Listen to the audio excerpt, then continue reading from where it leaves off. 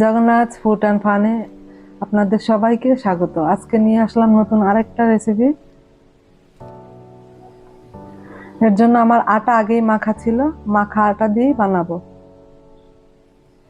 আটাটা ভালো মতো রুটি বেলে নেব, রুটির যেরকম থিকনেস হয় সেভাবেই বেলে নেব।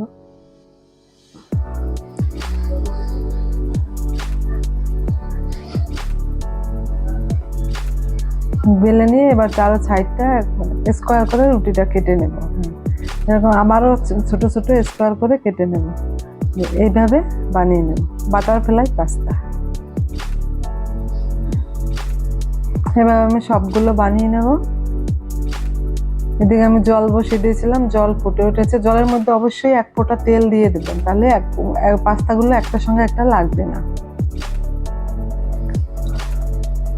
2 মিনিট 3 মিনিট সিদ্ধ হলেই হয়ে যাবে। সিদ্ধ হয়ে গেছে, এবার ছেঁকে নেব। এবার পাস্তার জন্য আমি মশলা বানিয়ে নিলাম একটুখানি আদা নিলাম, আর 2-3টে লঙ্কা নিলাম, আর 2-3টে টমেটো নিলাম। এগুলো সব পেস্ট করে নেব। আর পনির নিলাম, ক্যাপসিকাম নিলাম। এবার কড়াইয়ে 2 চামচ মতো তেল দিয়ে দেব। তেলটা গরম হলে তেলের মধ্যে একটুখানি হিং দিয়ে দেবো, ব্যাস। এবার ক্যাপসিকাম গুলো দিয়ে বেশ সুন্দর করে একটু হালকা ভেজে নেব, বেশি ভাজবো না।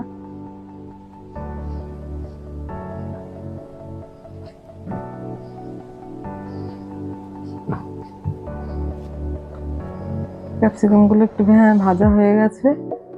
এবার আমি পনির গুলো একটু হালকা করে ভেজে নেবো, বেশি ভাজবো না। তেলের মধ্যে দিয়ে একটু উল্টে দিয়ে সঙ্গে সঙ্গে তুলে ফেলবো।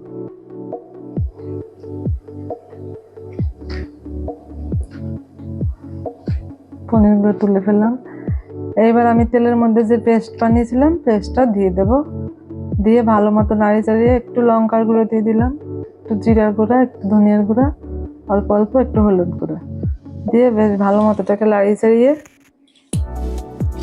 যতক্ষণ তেল না ছাড়বে ততক্ষণ পর্যন্ত এটাকে ভালো মতো জাল দিতে হবে। এবার আমি টেস্ট অনুযায়ী লবণ দিয়ে দিলাম, একটু চিনি দিয়ে দিলাম অল্প একটু।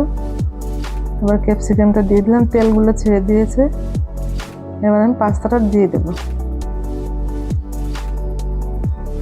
আপনারা বাড়িতে অবশ্যই ট্রাই করবেন কেমন হয়েছে।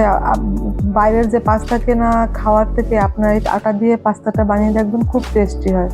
আপনারা বুঝতেই পারবেন না যে আটার পাস্তা।